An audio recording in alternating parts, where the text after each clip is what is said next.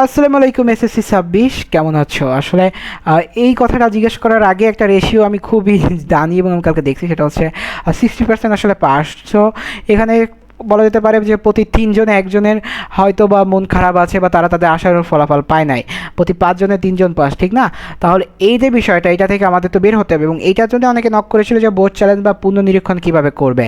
So board থেকে already notice চলে আসছে, আমরা এটা দেখিয়ে দেবো এবং অনলাইন ভিত্তিক কীভাবে কী করতে হবে এটার জন্য তোমাদের যদি হেল্প প্রয়োজন হয় আমাকে ইনবক্সে নক করো, আমি তোমাদের হেল্প করার চেষ্টা করব। সো চলো আমরা দেখি আমাদের আসলে বোর্ড থেকে কী নির্দেশনা দিয়েছে। তো মাধ্যমিক এবং উচ্চশিক্ষা বোর্ড অর্থাৎ ঢাকা শিক্ষা বোর্ড থেকে আসলে এটা নির্দেশনা এসেছে। তো এসএসসি 2026-এর ফলাফল পুনর্নিরীক্ষণের নিয়মাবলী। তো প্রথমত যেটা সেটা হচ্ছে আবেদন, অর্থাৎ তুমি এই যে পুনর্নিরীক্ষণ কারা। তো এখন কথা হচ্ছে পুনর্নিরীক্ষণ আসলে কারা করতে পারবা। পুনর্নিরীক্ষণ করতে পারবা হচ্ছে তারাই যারা আসলে মনে করো যে কোনো একটা সাবজেক্টে তুমি হয়তো বা অকৃতকার্য হয়েছো, কিন্তু তোমার মনে হচ্ছে যে না আমি অকৃতকার্য না, আমি এটাতে কৃতকার্য হব। সো তুমি করতে পারো। আরেকটা লোককে করতে পারবা, সে হচ্ছে তুমি যে মার্কটা আশা করছিলা সেই মার্কটা তুমি পাওনি, অর্থাৎ তুমি হয়তো বা কোনোটা A+ গ্রেড আশা করছিলে, তোমার কোনো এ চলে আসছে। সো তুমি চাইলেই এইটার জন্য অ্যাপ্লাই করতে পারো, কারণ অনেকের আছে যে এটার জন্য GPA 5 মিস হয়ে গেছে, আবার অনেকে আছে এটাকে ওই যে সবগুলো GPA A+ just mean golden যেটাকে বলো, আসলে এই টার্মটা তোমরা ইউজ করো, এটা একটা আমার কাছে খুব ফানি টার্ম লাগে যে গোল্ডেন GPA 5। যাই হোক, এখন এইটার জন্য তোমরা চাইলেই অ্যাপ্লাই করতে পারো। যারা আসলে রেজাল্ট, এখন কথা হচ্ছে ভাই আসলে রেজাল্ট চেঞ্জ হওয়ার রেশিওটা কত। এখন বলা যেতে পারে যে রেজাল্ট চেঞ্জ হওয়ার রেশিওটা খুবই কম, কিন্তু বলা যেতে পারে যে যেহেতু প্রথম বলা এই যে নতুন সরকারের সময় যেহেতু নতুনভাবে এই পরীক্ষাটা অনুষ্ঠিত হয়েছে এবং শিক্ষামন্ত্রী আসলে এই বিষয়ে খুবই আন্তরিক, আমি জানি এবং আমি সবসময় বলি যে সে আমার খুবই একজন প্রিয় মানুষ, কারণ তার এই যে শিক্ষা নিয়ে যে প্যাশন বা তিনি যেই জিনিসটা ইনভলভমেন্টটা আমাকে এটা খুবই বলা যেতে পারে যে আকর্ষণ করে। সো তিনি যেহেতু এইবার কি সিস্টেমটা তিনি বলেছেন যে স্টুডেন্টের খাতা আসলে পুনর্নিরীক্ষণ না, একদম মানে আগে ছিল কি, আগে যেটা করা হতো সেটা হচ্ছে জাস্ট মার্ক কাউন্ট করা হতো, অর্থাৎ তুমি ওভারঅল করছো, স্যাররা কখনই তোমার খাতা রিচেক করতো না, তারা শুধু মার্কটা কাউন্ট করতো, কোথাও যদি কাউন্টিংয়ে ভুল থাকে ওইটা, বাট তোমার খাতা পুনরায় দেখতো না। বাট শিক্ষামন্ত্রী এবার বলে যে তিনি হয়তো বা এটাকে খাতা রিচেকের ওই পর্যায়ে নিয়ে যেতে পারে। সো এই জন্য তোমরা চাইলেই করতে পারো। তো আবেদন করার তারিখ হচ্ছে 11/8/2026, অর্থাৎ অলরেডি আজকে হতে শুরু হয়ে গিয়েছে এবং শেষ হবে হচ্ছে 17/8/2026, অর্থাৎ খুব বেশি দিন নাই, অলমোস্ট 7 দিনের মতো সময় আছে। তো যারা আসলে করতে চাচ্ছ দ্রুত করে ফেলো এবং তোমরা এটা কীভাবে করবা সেটা হচ্ছে https resecurity.educationboardresult.gov.bd এই ওয়েবসাইটে যেয়ে তোমরা যেতে পারো, গিয়ে নির্ধারিত স্থানে রোল রেজিস্ট্রেশন নম্বর পূরণ করতে এবং বোর্ড ড্রপ ডাউন থেকে বোর্ড নির্বাচন করতে হবে। এরপর সাবমিট করবে, সাবমিট করলে এরপর তোমাকে একটা মোবাইল নাম্বার দিতে হবে, কজ এইগুলো হচ্ছে দেওয়ার তোমার ইনফরমেশন। এখন এই ইনফরমেশনগুলো দেওয়ার পর যেটা প্রসেস সেটা হচ্ছে স্টেপ টুতে হচ্ছে তোমার একটা মোবাইল নাম্বার দিতে হবে। এখন মনে হতে পারে যে ভাই অ্যাপটা তো আপনি চাইলেই দেখাতে পারতেন, আমি এখন কীভাবে দেখাবো, আমার তো আসলে কেউ এবার পরীক্ষা দিই নাই। সো কারো যদি মনে হয় যে তারটা করা উচিত বা সে করতে পারছো না, সে আমাকে নক করতে পারো, আমি তোমাদের বিষয়টা হেল্প করার চেষ্টা করবো। বাট এখন আমি তো দেখাতে পারছি না এবং আমি যদি তখন কারোটা করি তখন আমি সেটা ভিডিও আকারে দেখাতে পারবো। সো আপাতত আজকে একটা আপডেটমূলক দিয়ে দিচ্ছি, তখন যদি হয় সুযোগ দেখা গেল। তো পুনর্নিরীক্ষণের ফলাফল প্রকাশিত হতে এই নাম্বার SMS পাঠানো হবে।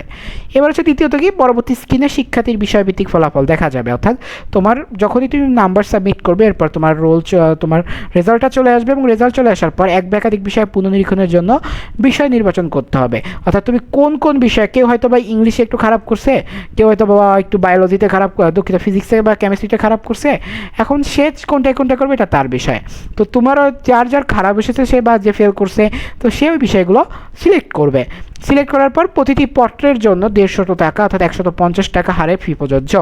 দ্বিপদ বৈশিষ্ট্য বিষয়ের ক্ষেত্রে উভয় পত্রে আবেদন করতে হবে, অর্থাৎ কারো যদি বাংলা প্রথমে বা বাংলা দ্বিতীয় বা ইংরেজি প্রথমে ইংরেজিতে সমস্যা হয় তাহলে উভয় পত্রে আলাদা অ্যাপ্লাই করতে হবে। কেউ চিন্তা করো না যেহেতু দুইটা কম্বাইন্ড রেজাল্ট হচ্ছে তাহলে আমি একটা অ্যাপ্লাই করলে হচ্ছে, নো, তোমাকে বাংলা ফার্স্টের জন্য আলাদা অ্যাপ্লাই করতে হবে, বাংলা সেকেন্ডের জন্য আলাদা অ্যাপ্লাই করতে হবে এবং প্রতিটা সাবজেক্টের ক্ষেত্রে 150 টাকা তোমাকে পেমেন্ট করতে হবে।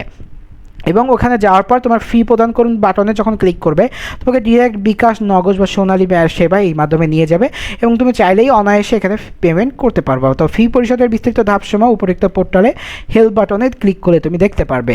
তো ফি পরিশোধের আগে পোর্টালে এসে জমা দিন বাটনে ক্লিক করবে এবং এরই মাধ্যমে ফি প্রদান করে একবার আবেদন জমা দেওয়ার পরে আরও বিষয় যুক্ত করতে চাইলে একইভাবে তুমি করতে পারবে এবং নতুনভাবে আসলে মোবাইল নাম্বার তোমাকে দিতে হবে না, জাস্ট তোমার ফিটা অ্যাড করতে হবে। ফি পরিশোধের আগে যদি আবেদন পরিবর্তন বা পরিমার্জনের প্রয়োজন, অর্থাৎ তুমি কোনো কারণে যদি ভুল কিছু করে ফেলো তাহলে তুমি চাইলেই সেখানে মুছে ফেলুন অপশনটা আছে, ওইটা দিয়ে তুমি কাজ করতে পারবে। এবং এটার মাধ্যমে এখনও ফি প্রদান করা হয় না, তো যদি একবার ফি প্রদান করা যায় সেটা আর কোনোভাবে ফেরত আনার সিস্টেম নাই। সো যদি ফি প্রদান করা না হয়ে থাকে তাহলে তুমি এটা করতে পারবে এবং নতুন করে বিষয় নির্বাচন করতে পারবে। তবে একবার ফি জমা দান হলে আবেদনকৃত বিষয়গুলো আর বাতিল করা যাবে না এবং কোনো অবস্থাতেই ফি ফেরত দেওয়া হবে না। তো এই হচ্ছে ম্যানুয়াল কথাবার্তা। আর একটা কথা সেটা হচ্ছে কি যে ম্যানুয়াল কোনো আবেদন গ্রহণ করা যাবে না, অর্থাৎ তোমাদের জিনিসটা বললাম যে এটা আসলে তোমরা কোথাও যে ম্যানুয়ালি করতে পারবে না। তোমার এটার জন্য একদম ওয়েবসাইট বেস, এই যে HTTPS রিসিকিউরিটি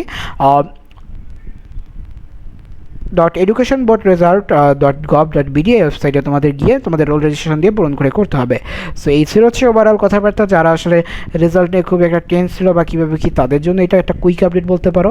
সো যারা যারা আসলে এই বিষয়ে বলতে পারো যে একটু অনভিজ্ঞ, তারা যদি চাও যে ভাইয়ের হেল্প লাগবে, ভাইকে নক করতে পারো, ভাই হেল্প করবে। বাট ওই যে বললাম যে যদি পেমেন্ট করতে হতো, অর্থাৎ 150 টাকা যেটা পেমেন্ট করতে হতো যার যে কটা সাবজেক্ট, আমাকে এক্সট্রা কিছু পেমেন্ট করতে হবে না। জাস্ট তোমাদের যেই সাবজেক্টগুলো করবো ওইগুলোর পেমেন্ট ওয়াইজ বিকাশ বা নগদে টাকা দিলে আমি করে দিতে পারবো। সো এইটা হচ্ছে জাস্ট অ্যাজ এ টিচার তোমাদের হেল্প, যারা আসলে এই বিষয়ে অনভিজ্ঞ। এটার কোনো ধরনের কোনো মার্কেটিংও না বা কোনো ধরনের আমার কোনো আর্থিক সুবিধা লাভের ইচ্ছেও না। তো ঠিক আছে, এটা জাস্ট আমাদের সাথে আমার যে আন্তরিকতার একটা সম্পর্ক শিক্ষক শিক্ষার্থী হিসেবে, সেই জায়গা থেকে এইটা কথাটা বলা। তো দেখা হচ্ছে পরবর্তী ক্লাসে বা পরবর্তী কোনো ভিডিওতে। সেটা সুস্থ থাকো, সুন্দর থাকো, পড়াশোনার সাথে থাকো। আসসালামু আলাইকুম।